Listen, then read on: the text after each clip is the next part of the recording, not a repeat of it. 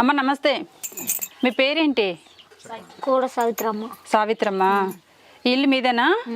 ఎంతమంది పిల్లలు? ఇద్దరు. మీ ఆయన ఏరి? చనిపోయాడు. చనిపోయారా? ఏమైంది మీ ఆయనకి? జబ్బు. ఏం జబ్బు చేసింది? ఏం జబ్బు మరి తెలియదు అలాగే. ఈ పిల్లలు మీ పిల్లలేనా? ఇది మా బాబు, ఇది మా మర్దలకు. ఏం చదువుతున్నావు? నీ పేరేంటి? ఇట్రా, నీ పేరేంటి? దేవర ప్రసాదా. చదువుతున్నారా మీరు? వగ్గేసినాడు మేడం. వగ్గేసావా? ఏం వగ్గేసావు? అమ్మ చెప్పిందా వగ్గేమని?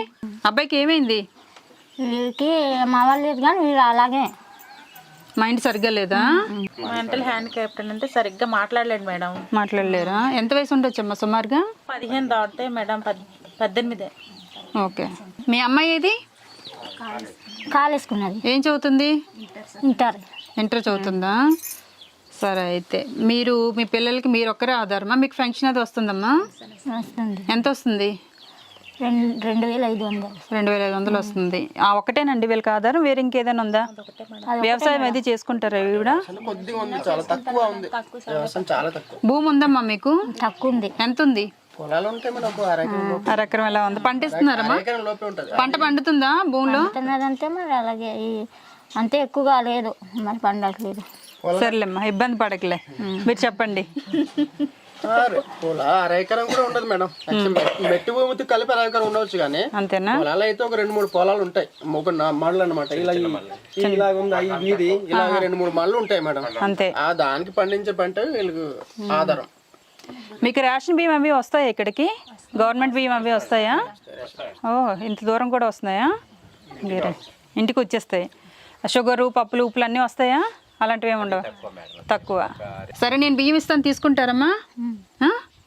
బియ్యం మొట్ట తీసుకురండి.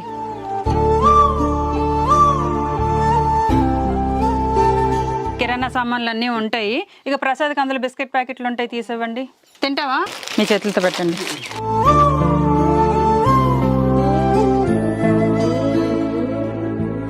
బెడ్షీట్ మీకే. తర్వాత బాగుందా? నచ్చిందా? ఓకే, చలికాలానికి బాగుంటుంది, వేసుకో. సరేనా? ఒకసారి వేసుకోరా.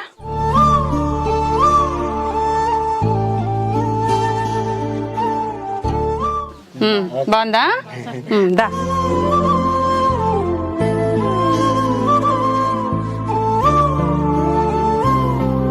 పాప, ఈ నిరుపేద ఫ్యామిలీకి మనం ఆర్థిక సాయం కూడా చేద్దాము. నాతో పాటు కష్టపడి మీరు కొండలు కోనలు ఎక్కారు, మాతో పాటు సర్వీస్లో సహాయం చేయడానికి వచ్చారు. మీ చేతుల మీదకి ఇస్తే, మీరు దీవిస్తే కొంచెం బాగుంటుంది.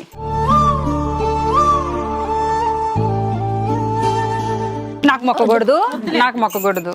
ఓకే, మేము వెళ్ళొస్తాం ఇంకా. ప్రసాద్ బాయ్.